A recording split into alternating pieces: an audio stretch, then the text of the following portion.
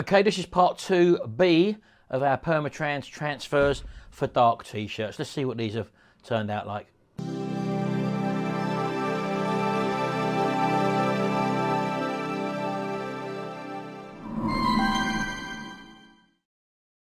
Right, okay then, so I've printed them all out now, and I'll just show you the difference in the actual transfer papers themselves, because the surfaces are a little bit different, so I'll just show you them now. Right, as you remember, this is the one I actually cut out on my t-shirt printer, which is my Epson 1500W, and that's the transfer there. Don't forget, these are going to be face up on the actual t-shirt now, because they're dark t-shirt transfers. And as you can see, the white in the eyes there, for example, is actually the transfer paper itself. So with regards to the white or light t-shirt transfers, we rely, once this heats up, if it was a light t-shirt transfer, that would go transparent, the eye would, and you would be seeing the white colour t-shirt underneath. And this is the new coats version of the dark t-shirt transfer, which is basically the same as mine, but now you may see a slight colour differentiation there between that one and that one. The reason being is because my Epson 1500W has got a problem with it at the moment, so I've actually had to print this out on a different printer. These three here have had to be printed out on a different printer, so we'll be comparing these three together, and this one, as I say, will be a standalone because it's my original papers that I use, and as I say, the colour's a lot more deeper. So bearing in mind, as I say to you, this is the Ricoh printer. I don't normally print on this one, but this isn't sublimation ink, this is standard ink, so I've got two Ricoh printers, and this is the standard one, so it's the standard Ricoh inks. So that's that one. This one is the metallic fabric transfer paper, and as you can see, it's sort of like a metallic-y effect, and that just shows through the actual dye or the ink when you look at it. I don't know what it's going to be like when it's pressed, so that's just that one. And this one here is the sparkle transfer, and I don't know whether you can actually see. If I try and hold that up to the light, there is the odd glint of glitter there that's actually in it. I think you can probably see that now, look around by the front of the car and the wheels. So there is a little bit of glitter in these ones, not too much, they've not overdone it, but it is present, and that shines through the actual ink as well, as you can see there. Right, so I'm just going to take my pick tool now, and let's just have a look and see how easy these weed off of the papers. Right, again, this is the standard one. I've already picked the edge up on this, and as you can probably see, this is the standard new coat transfer paper. Weeds off nice, as you can see. And again, with all transfer papers, you've got to be really sort of careful how you pull them off. Don't go just ripping them off fast. Just take it easy.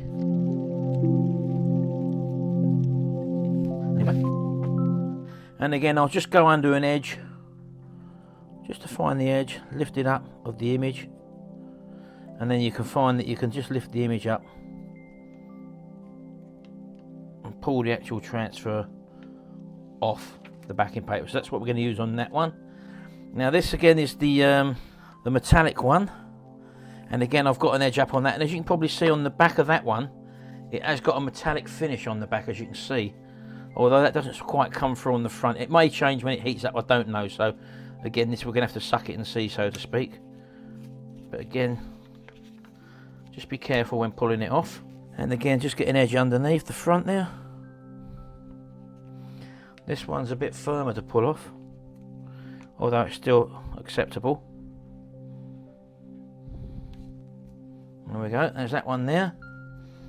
And the final one is the glitter one, and I've actually taken that one off. So again, I'm just going to go under the edge of it, pull that off, and as you can see, the back of that one is quite a bit sparkly, although this is the adhesive side anyway, so this is the side that we're looking at. Okay then, so there's our 4 transfer papers. Let's lay them on our t-shirt now, and again I'm going to start off with my standard one. I'm going to pull this out because the heat plate tends to curl these transfer papers up if you apply it under the heat, so that's just something to be aware of. So I'm going to start off just putting my standard one on the top,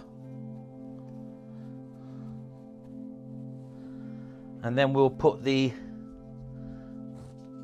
likewise one underneath, and we'll put the In fact, I'll put them all down the middle. So I'll put the metallic one down the middle there. And we'll put the glitter one at the very bottom. Okay. Right, so I'll just cover that up with our Teflon coat. I'll push that back in. And just like before, these are going to press at 190 for 30 seconds. I've got them set up for. So let's just apply that now. Now again, these are printed on my other printer which I've got. I don't normally print on this one. The colour definition isn't as good, although these printers, the Ricos, are ideal for sublimation if you do sublimation. I don't use it. I normally use my normal dye-based inks in my Epson 1500, as you know, which is playing up at the moment, so that's why I've had to change printers. And again, I'm just going to lift that up like that, and I don't need that heat press on anymore. Let's turn that off. Right, okay then. Just cool that off for a minute, and then let's lay it over on the table here. I'll just move these out of the way. Right, okay then, so let's put this t-shirt on our workbench and let's have a clear look at what we've actually got here.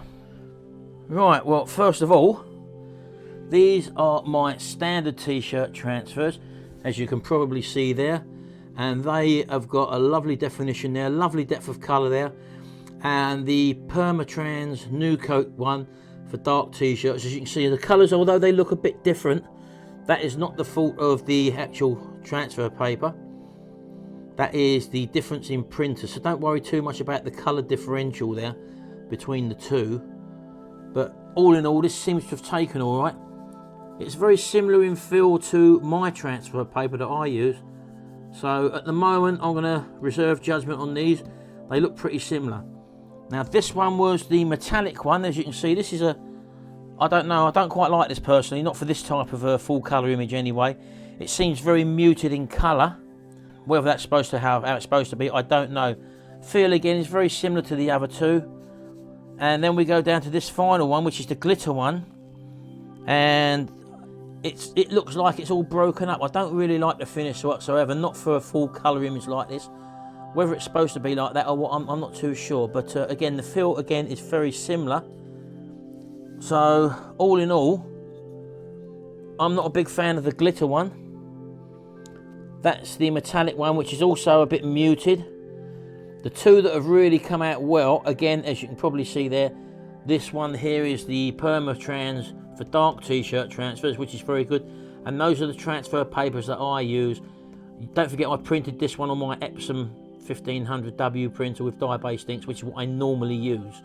So I know the colour is different in this one, but so far this one seems comparable to this one, but this was printed on a different colour, a different printer anyway. The colours are vivid and everything's defined there as it should be. The feel is very similar to my top one. In fact, I would say this is probably a little bit smoother in texture than the transfer papers I normally use. So providing these wash okay, everything should be okay and all right. These two, as I say, I'm not too pleased with the way that these have turned out, because I wouldn't sell a product like that, because it's not defined, although the glitter is starting to show through. And this one here, the metallic, I can't really see any metallic looking image there. So these two I probably wouldn't use or sell. This one I probably would. This one I definitely would, because that's the one I use anyway. Right, so that's the Perma transfers for dark t-shirts with an inkjet printer. And I'm going to give this a wash test like the other one for white t-shirts. Probably about 6 times, just like the other one. We've also put this through the tumble dryer as well. These should be washed at no more than 40 degrees C centigrade. If you go to even 50 degrees, these tend to run and fade. So keep away from that. They're to be washed at 40 degrees, and also on when you iron them inside out, as with every t-shirt transfer. So I've got these ones, as I say, the top ones, which is the transfer papers that I use. I've got images up this 2, 3 and even 4 years old where they still retained pretty good colour without any real cracking or peeling, although they do show signs of deterioration. At the end of the day, we try to keep the actual image size for transfers like as small as we can. In other words, we wouldn't put a big full A4 page image on there, because they're just way too textured.